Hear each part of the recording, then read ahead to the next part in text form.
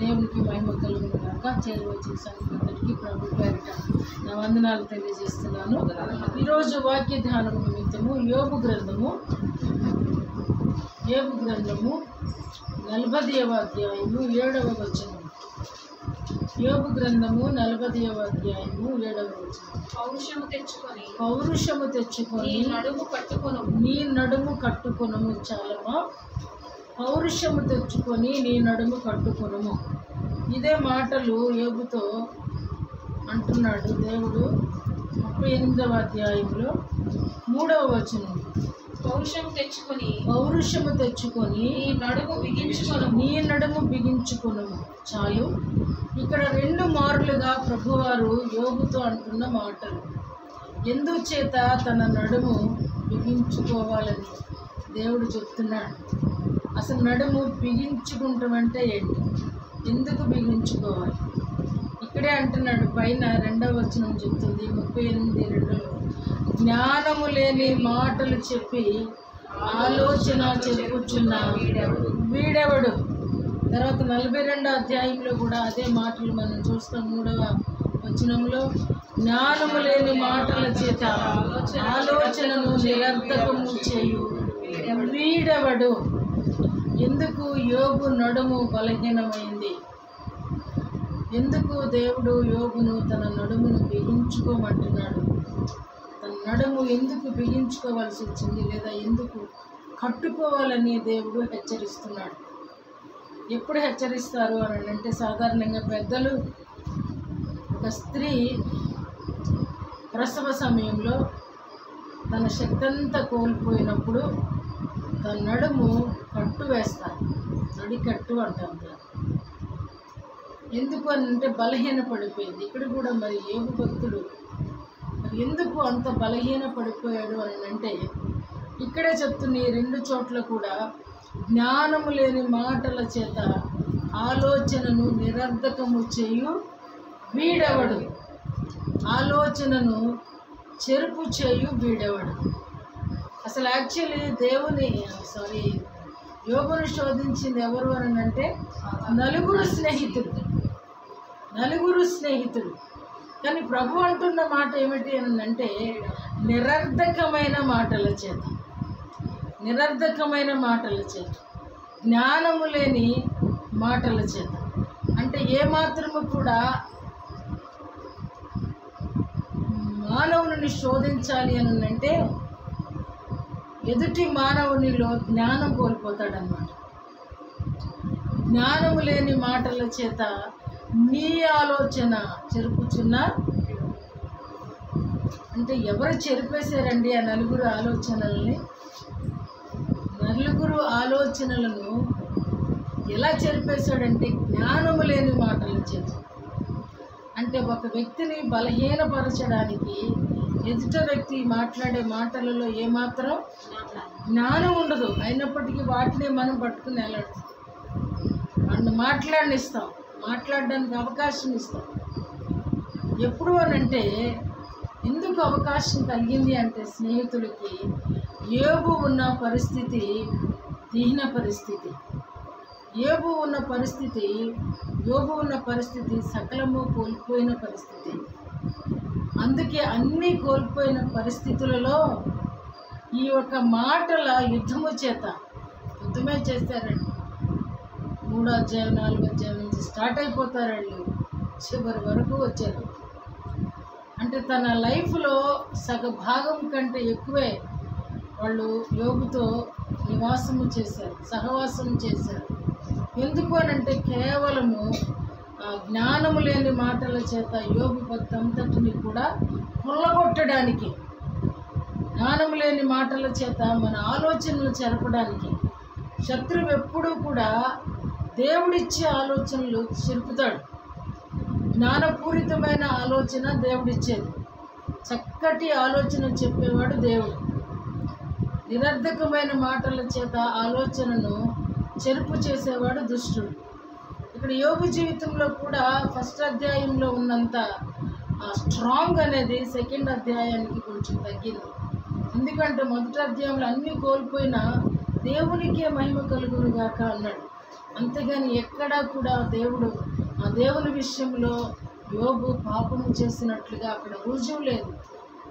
అన్ని విషయాల్లో తను భద్రపరచబడ్డాడు. ఎప్పుడైతే స్నేహితులు వచ్చారో వాళ్ళకి ఆన్సర్స్ ఇస్తూ ఉన్నప్పుడు కొన్నిసార్లు తన ఆలోచన కోల్పోవడం జరిగింది. కారణం ఏమిటి అని అంటే వీళ్ళకి ఆన్సర్ చెప్పవలసిన అవసరము లేదు. కొన్నిసార్లు మౌనంగా ఉండడమే స్తుతి చెల్లించటాన్ని ఉంది. కీర్తనకారుడు రాస్తాడు, సియోనులో నీవు మౌనముగా ఉండుట స్తుతి చెల్లించుట. కొన్నిసార్లు మౌనము, చాలామంది అంటారు ఈ లోకరీత్యా మౌనము అర్ధాంగీకారము అంటారు. అంగీకారం అంటారు, అర్ధాంగీకారం అంటారు తెలియదు. కానీ కొన్నిసార్లు మనము మౌనముగా ఉంటే ఆ కార్యాన్ని దేవునికి అప్పగిస్తున్నట్లే, దేవుని చేతికి మనం మన పనిని అప్పగిస్తున్నట్లే. ఇక్కడ అప్పగించలేకపోయాడు యోబు.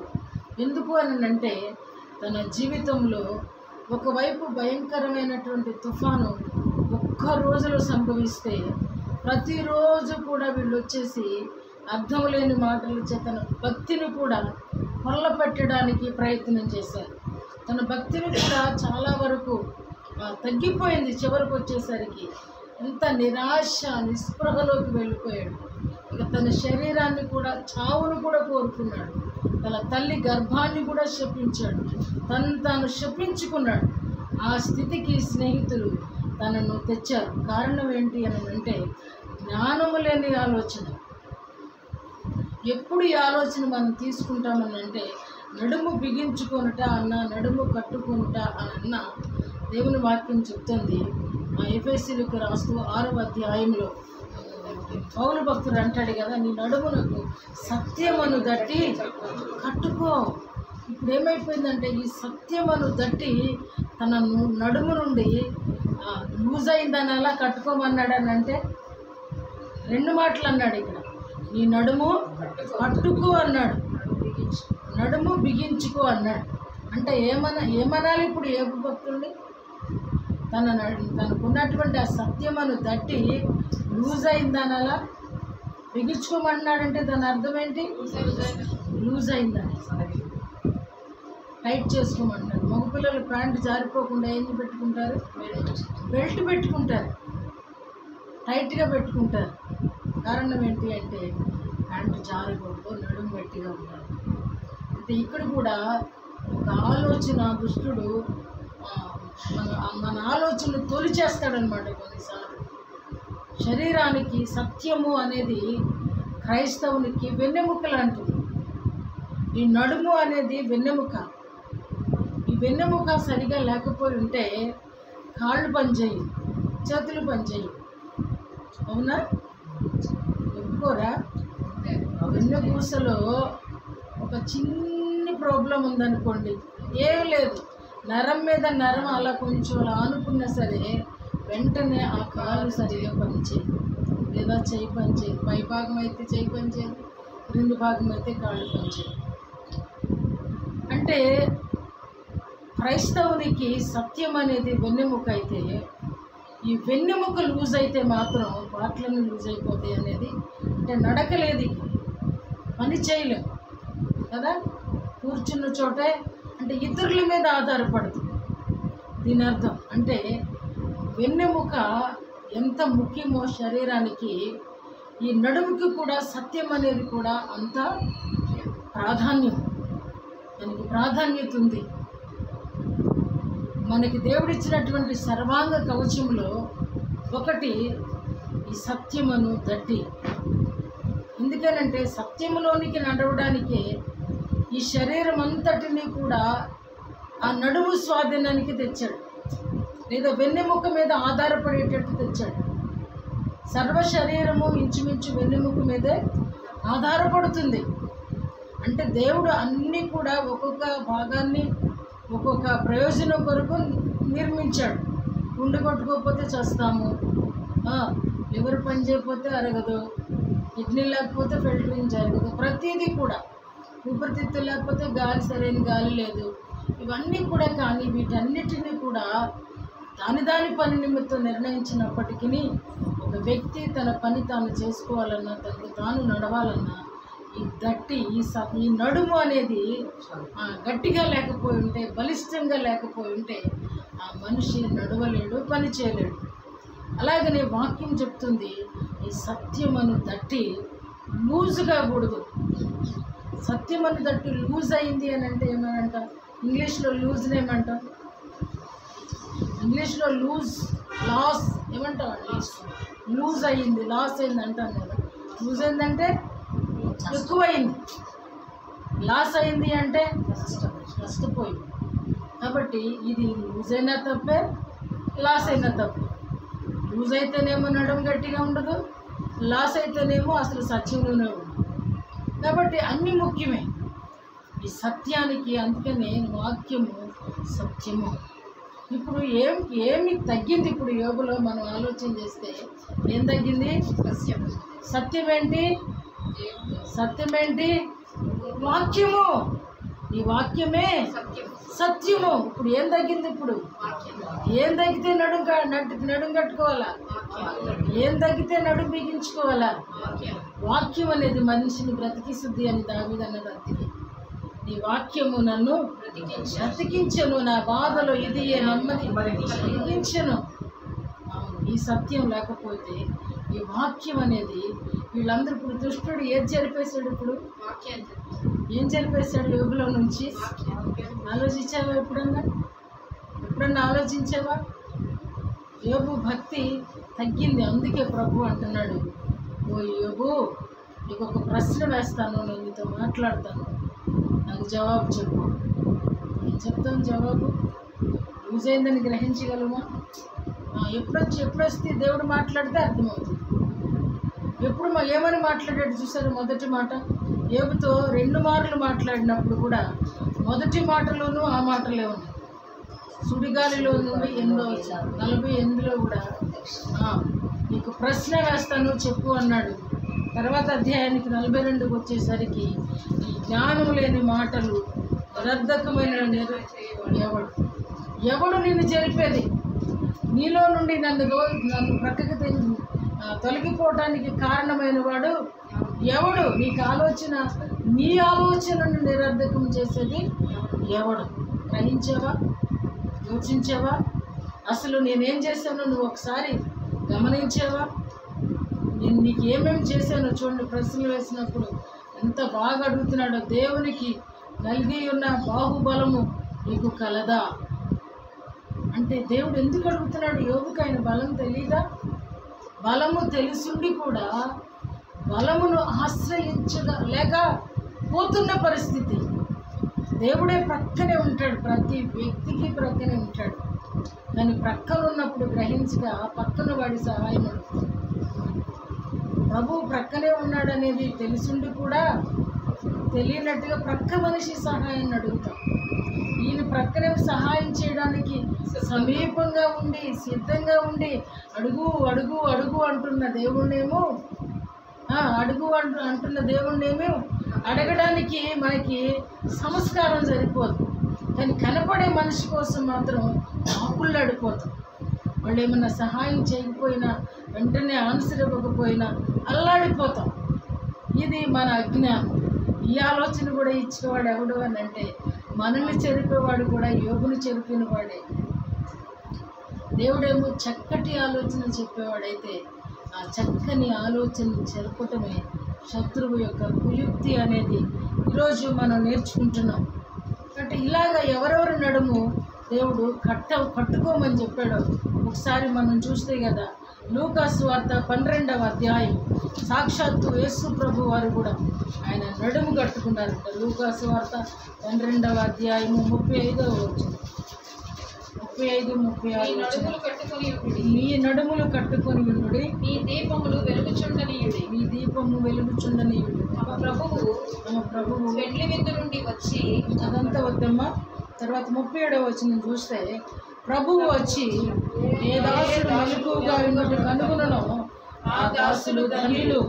అతడు నడుము కట్టుకొని వారిని భోజన పంక్తిని కూర్చుండబెట్టి తానే వచ్చి వారికి ఉపచారము చేయునని నిశ్చయముగా చెప్పుచున్నాను. ఇక్కడ అంటున్నాడు, మీ నడుములు కట్టుకొనుడి.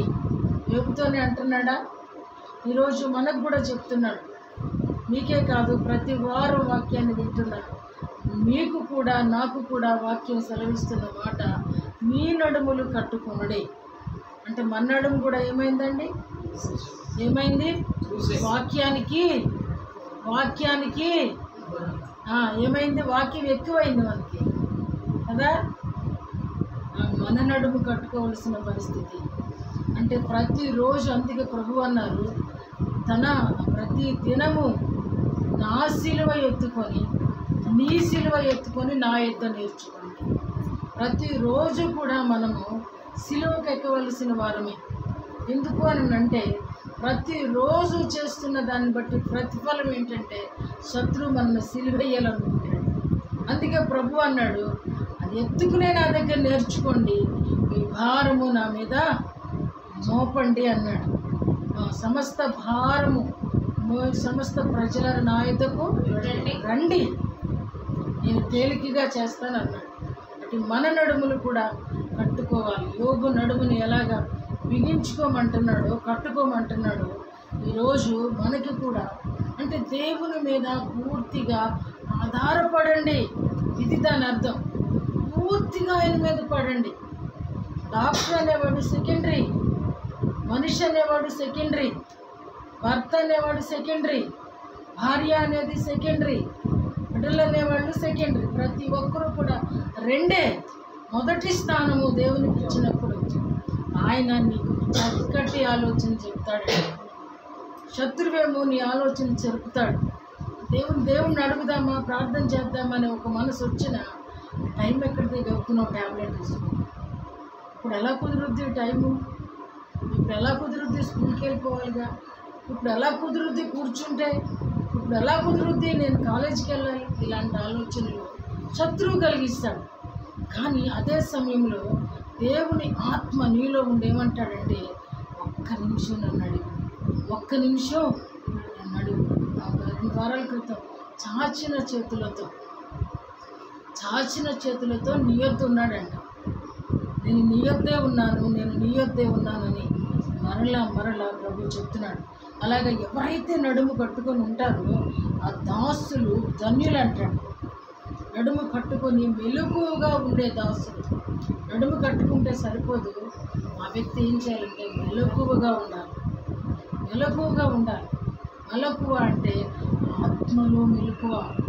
నిద్రపోవద్దు, మీరు నిద్ర మానుకోండి అనేది దేవుని వాక్యం కాదు. నిజంగా ఆత్మలో మెలకువగా ఉంటే ప్రతిదీ వినబడుతుందని. ఇప్పుడు నేను చిన్న ఎగ్జాంపుల్ చెప్తాను. ప్రేయర్ చేసుకుంటూ ఉన్నప్పుడు సడన్గా అట్లా నిద్ర పట్టినప్పుడు వెంటనే ఆత్మలో మెలకు వచ్చేసి ఏం చేస్తామంటే టక్కని తుల్లిపడి లేచి, లేదు నేను ఎక్కడ మర్చిపోయినా అక్కడి నుంచి మరల ప్రార్థన కంటిన్యూ చేస్తాం. ఇది ఆత్మలో మెలకు. ఈ మెలకు ఉన్నప్పుడు కడబోరు కూడా వినపడుతుంది. ఎందుకంటే మత్తుగా ఉన్నామనుకో, ఆ కడబోర ఎప్పుడు మన చెవిలోకి వచ్చి ఊ అని ఊదడు.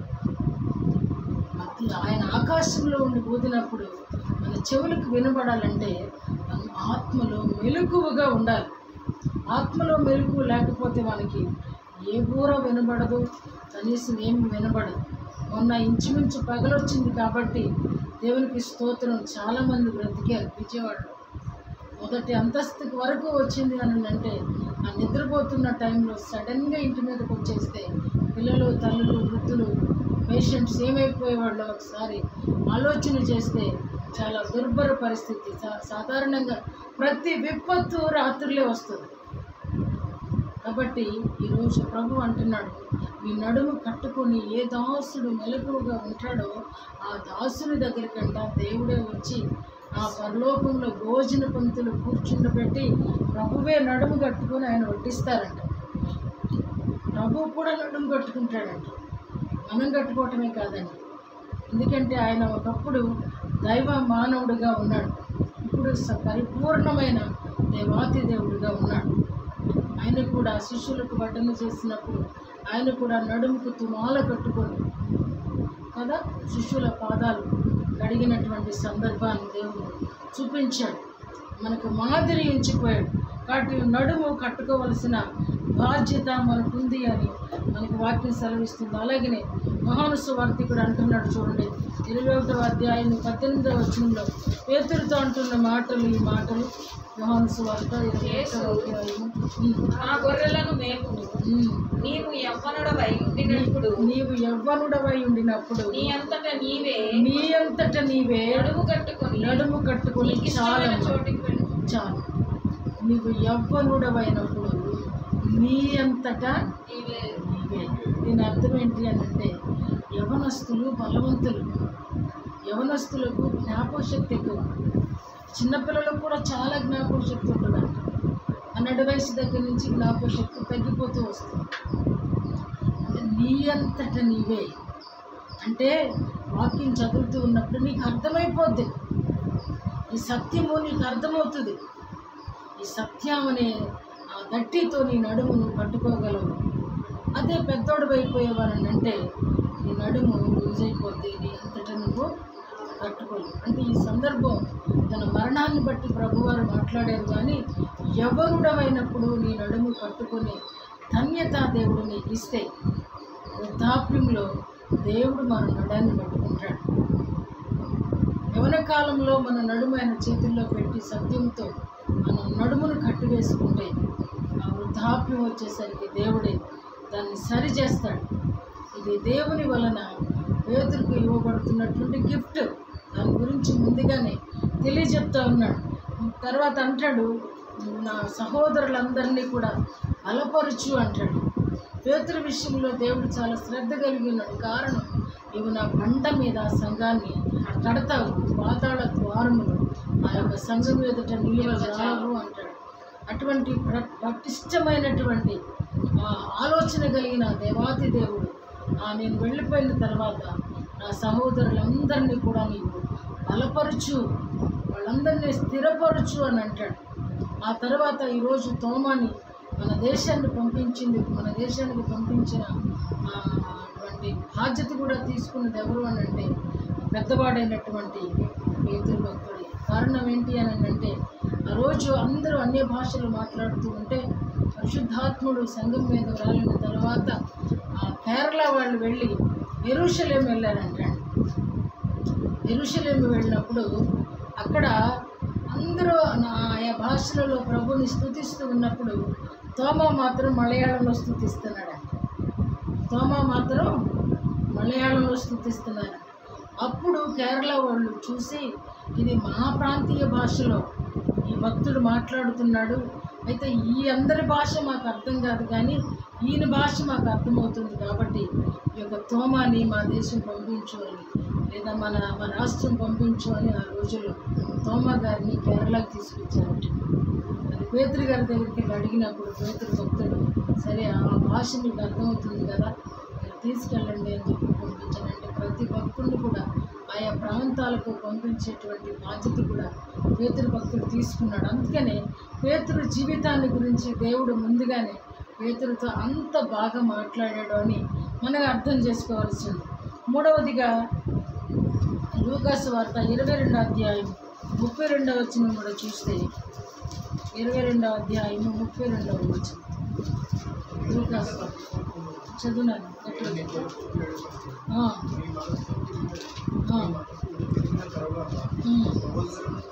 స్థిరపరచు, అదే ఇప్పుడు చెప్పినటువంటి సందర్భం. కాబట్టి ఆ విధంగా వాక్యానుసారముగా దేవుడు మరి పేతురు నడుము కట్టినట్లుగా ఆయన శిష్యుడిగా మరి ఆయన కొరకు మరణించే ధన్యతను కూడా ఆయన సంపాదించుకున్నాడు. మొదటి రాజుల గ్రంథము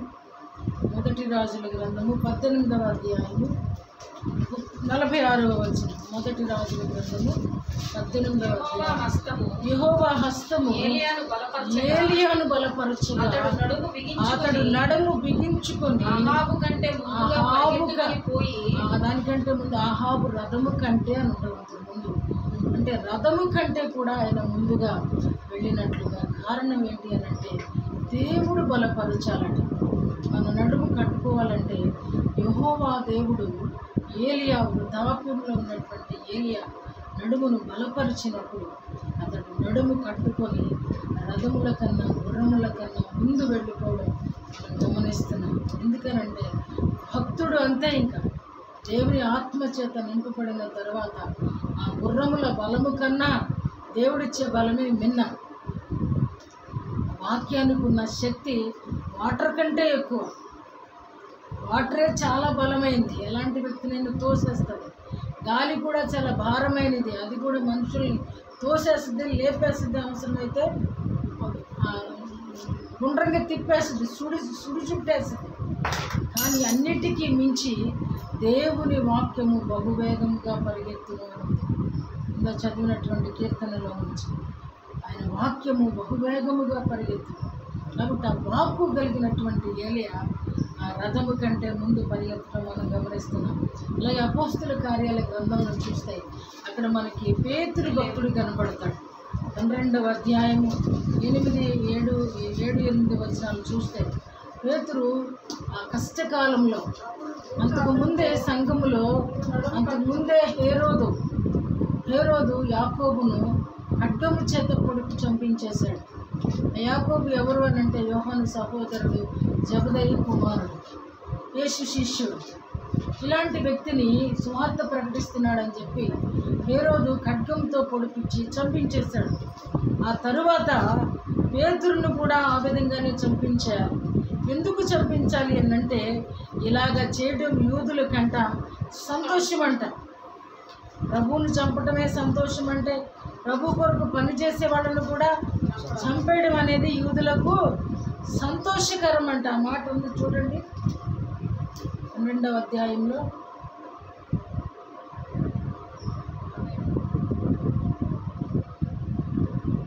కనిపించలేదా?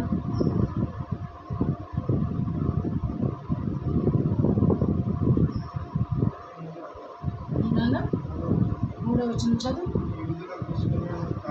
ఇది యూదులకు ఇష్టమైన కార్యమని తెలుసుకొని, చూసారా, దేవుని ప్రజలను చంపేయటం యూదులకు ఇష్టమే. యూదుల వెనక ఎవరున్నారు ఇప్పుడు? యూదులకు ఆలోచన చెప్పేవారు ఎవరు? యూదుల ఆలోచన చెప్పేది ఎవరు? యూదులు ఎవరు? దేవుని పిల్లలండి. దేవుని పిల్లలు దేవుణ్ణి చంపేయడానికి వాళ్ళు ఆలోచన చేస్తున్నారంటే, దేవుణ్ణి చంపేయడానికి కేకలు వేస్తున్నారంటే, యూదులు దేవుని శిష్యులను చంపేయడానికి, పాస్టర్లను చంపేయడానికి వాళ్ళు సంతోషపడుతున్నారంటే ఎంత దుర్మార్గంలోనికి దేవుని బిడ్డలను లాక్కెళ్ళిపోతాడో శత్రువుని ఈరోజు మనం గమనించాలి. ఊరికే కోపం వచ్చేస్తుంది, ఊరికే విమర్శ చేసేస్తాం, కానీ మనలో కూడా వెనుకుండి వాడు తోసేస్తున్నాడు అనే సంగతి మనం చాలాసార్లు గమనించాం. ఆ యూదులకు ఇష్టమైన కార్యం కనుక వీడేం చేస్తున్నాడు అంటే దేవుని శిష్యులను చంపించేస్తున్నాడు. ఆ కోణంలోనే పేతురు గారిని కూడా చాలామంది కాపలాదారుల మధ్యలో జైల్లో పెట్టించాడు. అయితే అక్కడికి నాకు బాగా నచ్చిన మాట చూడండి. దూత లోపలికి వెళ్ళినప్పుడు అతని దగ్గర నిలిచాను. అతడుండిన గదిలో వెలుగు ప్రకాశించాను. దూత పేతురు పక్కను తట్టి త్వరగా లెమ్మని చెప్పి అతని లేపగా సంఖ్యలు అతని చేతులు. ఇదండి నాకు భలే నచ్చింది. ఏంటంటే దేవుడు అద్భుతమైన శక్తి. ఆ సంఖ్యలు ముట్టుకోవటం కానీ, సంఖ్యలు ఊడిపో అనడం కానీ దూత మాట్లాడలేదండి. పేతుర్ని తట్టి లేపాడు అంతే. పేతుర్ని తట్టి లేపాడు, కానీ సంఖ్యలు చెడిపోయాయి. దేవుని దూతే అంత బలంగా ఉంటే దేవుని వాక్యం ఇంకెంత బలంగా ఉంటుంది ఆలోచన చేయండి. దేవుని దూత వాక్యానికి తేడా ఉందా? వాక్యము దేవుడు, పరిచారకులు దేవదూతలు. దేవదూత లోపలికి వెళ్తేనే ఇత్తడి సంఖ్యలు ఊడిపోయినాయి అని అంటే దేవుని వాక్యం ఎంత బలమైంది ఆలోచన చేయండి. లోపలికి వెళ్ళినప్పుడు ఆయన అలా ముట్టిని లేవనెత్తగానే తన సంఖ్యలు ఊడిపోయినట్లుగా మనం ఇక్కడ గమనిస్తున్నాం. కాబట్టి అంటున్నాడు, అప్పుడు దూత అంటున్నాడు, పేతురు నీ నడుము కట్టుకో, చెప్పులు తొడుక్కో, రా నా వెంబడి రా, నా వెంబడి రా అంటున్నాడు. ఇదంతా కూడా పేతురు కాన్షియస్లో లేడు, కల అనుకుంటున్నాడు, కల వస్తుంది అనుకుంటున్నాడు పాపం. కానీ అద్భుతకరమైన దేవుడు తన ప్రజలు శ్రమలో ఉన్నప్పుడు, తన ప్రజలో ఉన్నప్పుడు దేవుడు ఎంతగా ఎంతగా కనికరపడతాడో ఈ అధ్యాయం మనకు చెబుతుంది. పేతురు కావాలి, పేతురు ఈ సహోదరులందరినీ స్థిరపరచాలి, పేతురు సంఘాన్ని నిలబెట్టాలి, పేతురు నిండు వృద్ధాప్యం వరకు ఉండాలి, పేతురు తన భార్య మరణం చూడాలి, పేతురు గొప్పవాడిగా ఒకవైపు దుడుకు పేతురు అనబడిన వాడిని దేవుడు అపోస్తుడైన పరిశుద్ధ పేతురుగా దేవుడు రూపాంతరం చేసే వరకు కూడా పేతురు చేయి విడిచిపెట్టలేదనే సత్యాన్ని మనం ఇక్కడ నేర్చుకుంటున్నాం. కనీసం ప్రార్థించే వారికి కూడా చలనం లేదు. పేతురు వచ్చి తలుపు కొడతా ఉంటే పేతురు రావడం ఏంటని ఆశ్చర్యపడుతున్నారు. అదే దైవ కార్యం. మనం వచ్చినప్పుడు, మనం చూసినప్పుడు మనుషులు కలవరపడాలండి. మనం చూసినప్పుడు శత్రువు కలవరపడాలి. ఈడేంట్రా బాబు నాకు ఊరిగా ఉన్నాడు అనుకోవాలి. కానీ ఇదే అధ్యాయంలో యాకోబును చంపించేశాడు, తర్వాత హేరోదు కూడా చచ్చాడు అని. హేరోదు కూడా చచ్చాడు.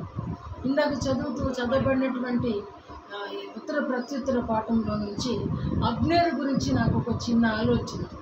ఏంటి అని అంటే, సౌలు దగ్గర పెరిగినటువంటి అబ్నేరులో క్రమశిక్షణ లేదు, క్యారెక్టర్ లేదు. అబ్నేరుకి క్రమశిక్షణ లేదు, క్యారెక్టర్ లేదు. కారణం ఏంటి అని అంటే, పత్ని అయినా ఉపపత్ని అయినా రాజుకు సంబంధించిన వ్యక్తి. ఒక యజమానుడి దగ్గర ఉన్నాడంటే ఇటు కుమారుడితో సమానము. దట్టు కుమారుడు ఉన్నాడు, కుమారుడు ఇప్పుడు నువ్వు యజమానుడిగా చేశావు, వాడిని బెదిరిస్తున్నాడు. ఎందుకంటే సౌలు కుమారుడు ఒంటరి వాడైపోయాడు. అంటే అబ్నేరులో ఇప్పుడు ఏం లేదండి, దీంతో పాటు విలువలు లేవండి. వీటితో పాటు విలువ కూడా లేనివాడు అబ్నేరు విలువలు లేనివాడు. ఇంత మంచి ఆలోచన ముందుందండి దావీదుకి రాజ్యం ఇద్దామని, ముందు ఆలోచన ఉందండి. దుర్మార్గుడు, ఇతనుంటే ఇతనిది కూడా సాగుబాటు అవుతుంది అనుకున్నాడు.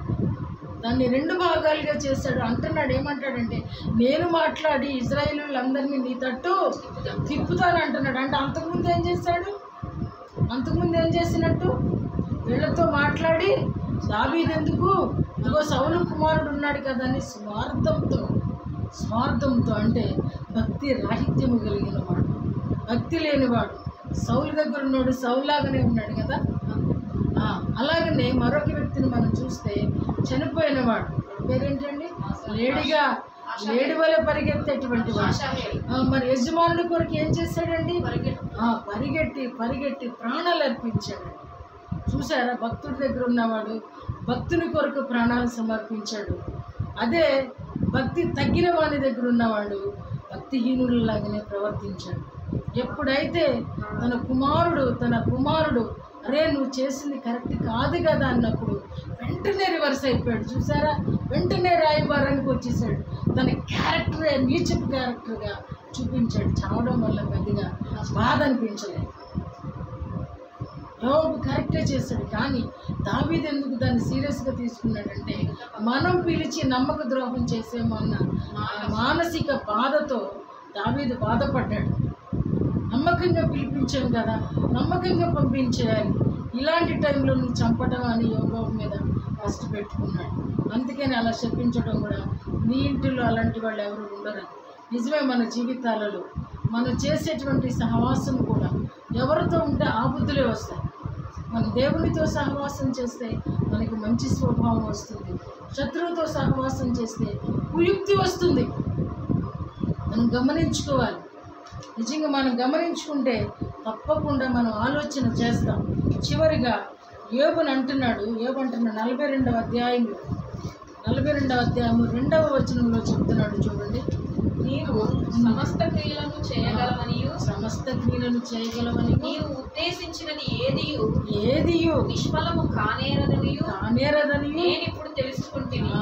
చూసారా, ఎప్పుడు వచ్చింది? ఇప్పుడు ఏం చేశాడు? ఇప్పుడు దేవుడు మాట్లాడిన తర్వాత యోబు నడుము ఏం చేశాడు? ఇప్పుడు బిగించుకున్నాడు. అంటే సత్యం తనలోనికి వచ్చింది. ఇప్పుడు దేవుడు మాట్లాడిన తర్వాత, సత్యం తనలోనికి వచ్చిన తర్వాత అంటున్న మాటలు, నీవు సమస్త క్రియలను చెప్పు. ఆ మాట నువ్వు కూడా అందరూ చదవండి ఈ మాట.